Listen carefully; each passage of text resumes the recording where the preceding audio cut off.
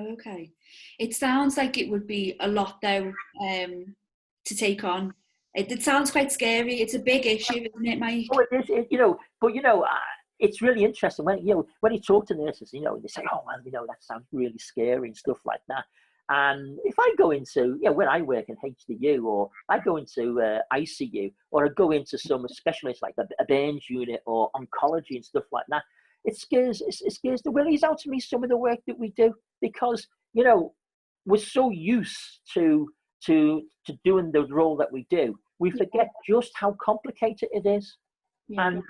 And the different, there's a whole range of different skills and knowledge that you need to bring through to a role. And of course, for band fives as well as nurses, because they work in teams, is that it's not about individuals, it's about what that team provides, and it's having the confidence and it's having the push to sort of say, well, we're worth more than this, and of course you are. Absolutely. What information? I love telling this story, and I don't tell it often enough, but when we brought in clinical grading in 1988, when a lot of our band fives weren't even born, and I was the regional convener for the Royal College of Nursing, and there was a huge amount of rebanding then. And so at the time I was an enrolled nurse, and all enrolled nurses in Liverpool were just put onto a band C, and we fought that and got them onto a band D. I remember taking a group of 4 enrolled nurses who were banded as C, and they were working in sexual health. And it was staffed completely by sexual health, by enrolled nurses, and I took them into a grading appeal. Yeah. And they went in as C grades and came out as H. What? So what's the equivalent of those in Agenda for Change? I'm not so good at. Yeah. Well, I mean, it's so long in the past now. It's got no relevance. But in Agenda for Change, the minimum pay you can give registered staff is a band 5. Yeah. In clinical grading, the minimum grading that you could give registered staff was actually an E grade, but it was actually a D grade for enrolled nurses. And then before that, there was Whitley, and that was simply enrolled nurse, staff nurse, junior sister, and that was it. Yeah. So, of course, what I'm talking about as well is that when we talk about Agenda for Change, it's also about career progression. And again, as an example, is that I've got used to it now, but you get newly qualified nurses and you say to them, well, where do you think you're going to go? And, where do you see yourself in 5, 6 or 7 or 8 years time? And it's not being sort of a band 6 or a ward sister. They want to be AMPs, they want to be nurses, and because there's a different mindset. And if we're going to help them to get there, we have to change the mindset of the employers and of the nursing community where they work. Absolutely. I've lost track now of kind of where we've got to, really. If I wanted to reband, so what information would I need to get to pursue and review that then, just to break that down? What I would be doing, and it would be because we do need to do a lot of training with our with all the trade unions to sort this out. But there's a formula. So first and foremost, you need the original banding information. Right. And you get that from HR. Now that, after 20 years, is probably not going to be easily accessible, which is not a problem, because in a way, there's a way around that, in that we just rewrite job descriptions. But the people who rewrite the job descriptions will be the nurses themselves. And if you look at the history of job description writing in the NHS, is that if you haven't been signed off your job description when it's changed over the years, when there's been a reorganization or stuff like that, then it's not your job description. But I know from the job descriptions that I review across a whole range of trusts across England, is that words are really, really important, because there's a difference between, say, what is the purpose of your job, and it says like, you know, I'm a children's nurse, so I'll talk about children's nurses. But if it says something like supports the delivery of care to a patient, Yeah. you know, that is really, really gonna score low, because the key word is, you know, you're not supporting, you're accountable for the delivery of complex packages of care to families, because we don't just look after our children, we look after families, and that brings in a whole different issue about how you say, you know, you're accountable for communications in the workplace between the doctors and the dietitians and all that. Into there, you become, you know, the old way of looking at it is that we used to advocate for we advocate for our patients. Well, you know what, we advocate, and also we control cases within the workplace. We've even get to the stage now where we do the majority of the discharging, you know, and we're responsible for passing all that information on. And we've also got we brought in paperless notes writing and Ulysses and Meditech and stuff like that. But you know, when you look at the jobs that we do, like you know, I've been a nurse for 40 years now, and I don't do, you know, I do work now that wasn't envisaged 20 years ago. You know, and not only are we writing about discharging to a ward, we're taking on home discharge, we're liaising with dietitians, and we're liaising with community services and GPs and everything else. So that's how it's changed. Yeah. And that's how you write about it. So you make it, it's not about what your manager or your employer thinks you do. It's about what you actually do.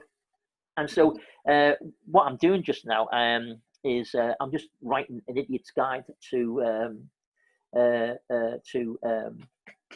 job description writing. And of course, the idiots in the processes are not the nurses, but the trusts and the employers. Oh, God. I think what we mean there is, you know, it's just writing it in as, when we read stuff, there can be a lot of jargon, can't there, and a lot of like words that are difficult to understand. And because it's such a big topic, it's really good that you're breaking that down so it's easier to read, to digest, and then actually take on, and then and isn't it? In the hospital where I work is I've got all the historic banding information. Yeah.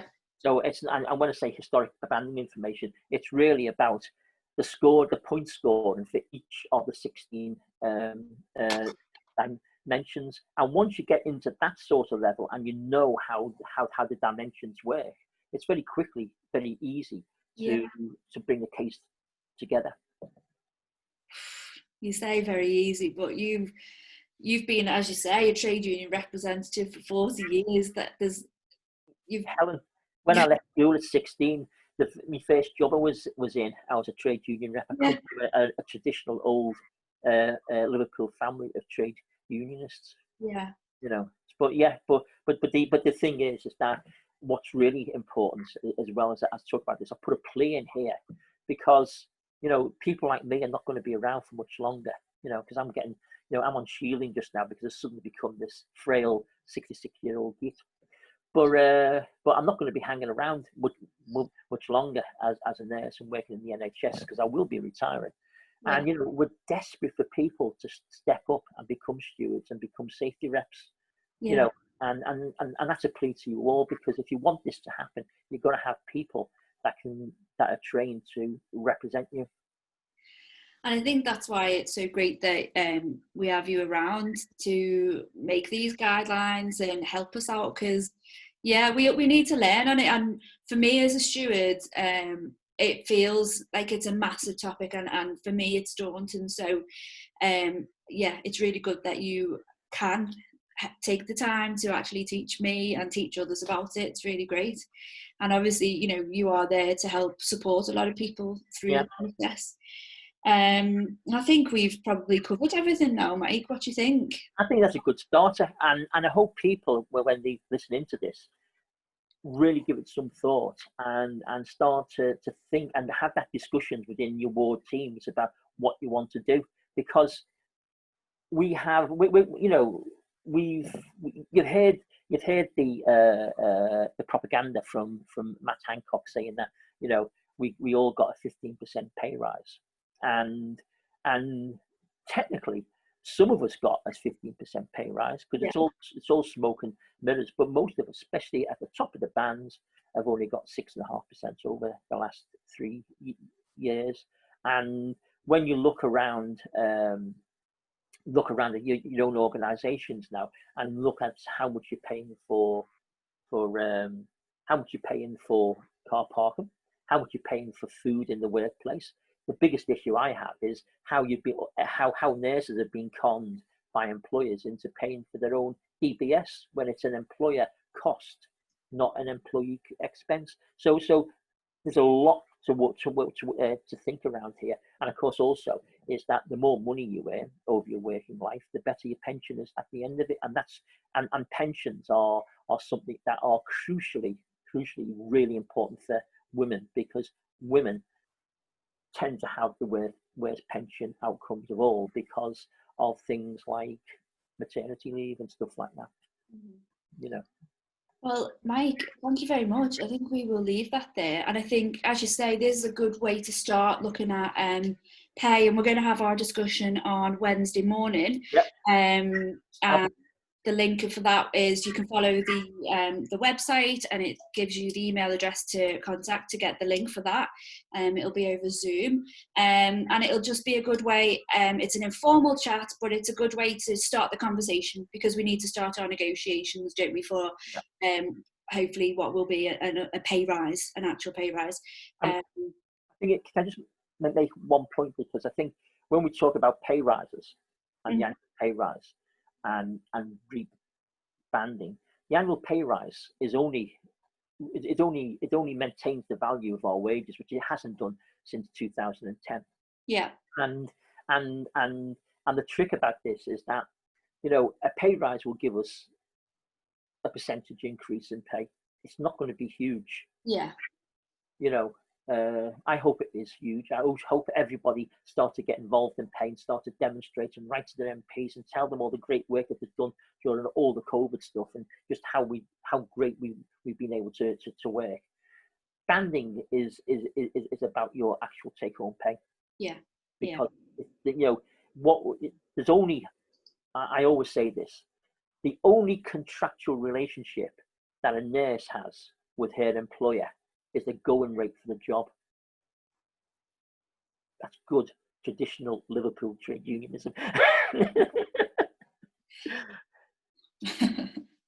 Well, thank you very much, Mike. And on that note, I think we'll leave it there. So thank you very much, and we'll see you through the week. Have a nice evening. And you. Okay, bye.